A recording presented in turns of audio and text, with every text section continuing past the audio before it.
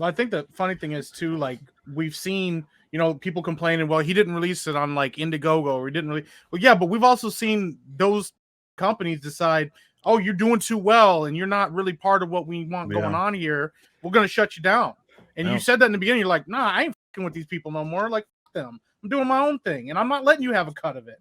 That pisses him off too. I mean, like it's not. You didn't even just come in and say, hey, I'm making my own comic book and I'm doing my own thing. You said I'm doing it. I'm gonna have it ready to go before I ask you for any thing. And also, I'm not going through any of these side sites. There's no middleman. I'm the man. Like everything that you're not supposed to do, completely went off the rails. Did everything that the industry says is the way to do things. It pisses everybody off because now you set a standard to say, okay, you know what? We actually don't need these Kickstarter campaigns if we can get the funds to do it now. We don't need to and that's my other favorite part is you're not saying this is the way you have to do things, because that's what the industry will tell you. This is the way we do things. This is the standard that we follow, and if you deviate, you're the one in the wrong. Like you're like, hey man, if you want to go kickstart and early campaigns, raise funds, do your thing, man. Do how you want to do it. But the fact is now you set a precedent because they know watching success, other people will follow. Other people are going to look at that and they go, okay, I don't have to do it the way I was told. I can do it differently now. Now I can move on. I don't have to be beholden to all these people. It's terrifying because, nobody, well, I shouldn't say nobody. Right-minded people don't set out to try to become heroes. They don't set out to try to inspire people. Well, I made this comic because I really want to. That's crazy, like Hollywood talk. I'm an artist and I just want to inspire the world, or I have championed this cause. You're just like, nah, man, I love comic books and I'm going to make a good comic book. And you did. And like everybody's now watching it, play out. So nobody ever sets out to make history. And I think that's the thing. Like this is historic. Like this is something nobody has ever seen before. And I loved Razor Fist's response, his video. Oh man, it's such a great video. Don't cry about the culture. Become the culture. Yeah. I mean, we're watching it to hear about, like, I don't know. I kind of want to know from your perspective, what is it like hearing, like, you very, very likely have just brought about a new age in comic book, and not just in comic books, but in entertainment. Yeah, that's the thing. It's like, look, man, I think everybody knows that something's fundamentally wrong. You know what I mean? Even if they can't really pinpoint what exactly is wrong with entertainment, people recognize something's not right. And I've done this. This isn't my first time with even my band, my old one, the one I'm in now. It's that if something doesn't make sense, I will not go through it just because, go do it just because everybody else is. Some of it is just me being hard-headed as shit, and I am. Others is just, if it's illogical to me, or you have to explain to me why I should do it your way or the way that it is expected of me to do it. That was why kind of the way that we released our album in 2017. It was the same shit. It's like, well, this is the industry standard. This is what everybody does. And I'm like, yeah, but that doesn't make sense to me. So I'm not gonna do that. And the band's not gonna do that. And we didn't. And we saw Sex. Obviously it wasn't at this level, but it was insane. And that is just how I'm wired. I'm like, dude, if it don't make sense, it doesn't make sense. But sometimes we get kind of caught up in, okay, the people that are in a position of influence or they're prominent in some way, people look to them as if they have some sort of form of legitimacy. They have established their way to do something, and it has done nothing but benefit them. Considering how a lot of them are wired, it is not in their best interest to give away the game. And that is that to provide people with information that would then have them circumvent, or rather kind of undercut you. You know what I mean? So it's in Marvel's, DC's, and the other guys who have their way they do business, right? It's beneficial to them, but it may not be beneficial to me, and it wasn't. So I didn't think this made sense. So I said, you know what? I'm going to do it this way. Everybody's telling me to put it on Indiegogo, Kickstarter. I'm not going to do that because I cannot justify giving them 5 to 7 or whatever the percentage is when I know that. Think about it. Now it makes some sense. You remember? I don't know if you guys remember. I got criticized for that when I first announced. Oh yeah. That.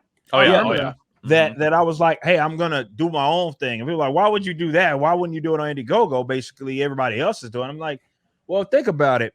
You know, that percentage of that they're taking just as a platform fee, I could spend that money to actually build the site myself, and it's not going to cost me that much to build it or maintain it for, let's say, a year. And now that's been especially legitimized, because you imagine if Indiegogo took 5% of 2.2 million. Yeah, you know how much money that's is, and that I never touch. Like I never got that money, whatever that dollar figure is, because I suck at math. Whatever that is, that would have that's not how much I spent on the server to make sure the servers was situated, to make sure the website was built, to make sure everything in between was ready to rock. I didn't spend that much money to do that, so why would I give them the money? So now it's looking like the investment paid off, and I'm not telling everybody to go do that. It's just, I had the startup cost and it was risky, but I did it and it paid off. And now sometimes it's how it has to be. And that's the difficult thing about being a creative that's also a businessman, is you can't expect them to understand that.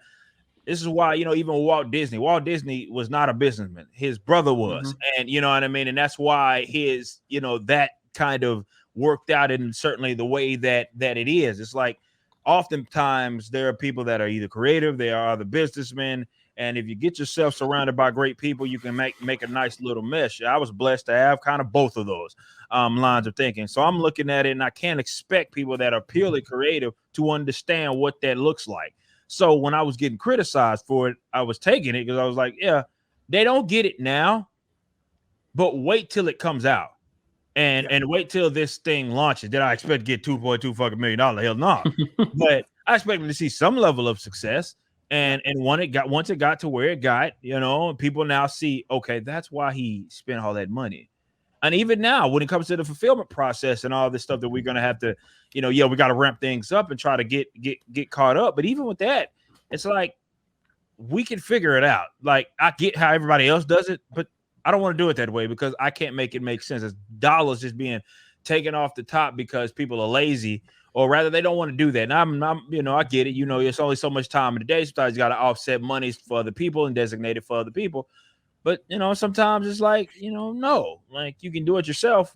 Go for it. If you can, if it's realistic. So the fact that people are looking to this and inspired, not just with entertainment or the creative side of things, but the fact that people are like, okay, wait a minute, you mean to tell me that this man did this and he saw this level of success without having to ask basically any permission, without having to, get some sort of authorization to do, you know what I mean? The old guard and their little Access Media, they don't talk to me, you know what I mean? They don't fucking like me. They're sending their little fucking minions on me right now, the guys that are so protective of them. So we don't need them. And everybody on our corner of the internet sees that. We've seen so much growth in the last year. Now, I'm not talking about me. I'm talking about, think of people on our little side of the internet. You got Nick Ricada, you got that umbrella guy, and all these guys who are Disparu is here. All these guys have seen so much like success. Josiah coming back, like that's impactful. You know what I mean? That's real. It shows that we don't answer to these guys, and a lot of us have been had pieces wrote about us. They don't like us. They get these little shitty viral tweets, and nothing actually comes of it, because we don't answer to them. That only works on them, which is why that's the only deployment that they have, where they can, I'm gonna do a video, I'm gonna try to ratio them, I'm gonna try to do this and that. But that's all that they have, and that kind of pressure that they put on like their own colleagues is what works on them, so they can whip everybody into shape and have them get in line. But that doesn't work on our side, mainly because, well, we don't answer. So, and they absolutely hate that. They hate that we don't answer to them, and that's what makes them so mad. These people are so vicious. They want to have the entire narrative under their control. They want to have everything under their thumb. And when something like Rippa comes along with the Rippaverse, and that isn't under their thumb, or he's doing things that are outside of the narrative, especially, all these people that love to preach and virtue signal how they love diversity and they want to raise up black voices, and then suddenly you have a very successful black guy coming along and they can't stand that because it wasn't through them. Yep. So they hate that. They hate that so much. Yeah. Support black businesses. Okay, wait a minute. Listen. Yeah. I know what I said, but what I meant was, yeah, absolutely. exactly. That's pretty cool watching them kind of try to, again, as I've worded it, is like watching the arguments be diffused in real time, because they're trying to like kind of get their way around trying to make it make sense that they are in opposition basically to everything that they claim to want to, that should be happening in entertainment right now. Yeah. But because, to your point, that it's not going through them, we've not asked them for anything. They're not the ones, they're not the handlers, they're not the guys that control anything. They have an issue with it. So they now have to try to discredit it.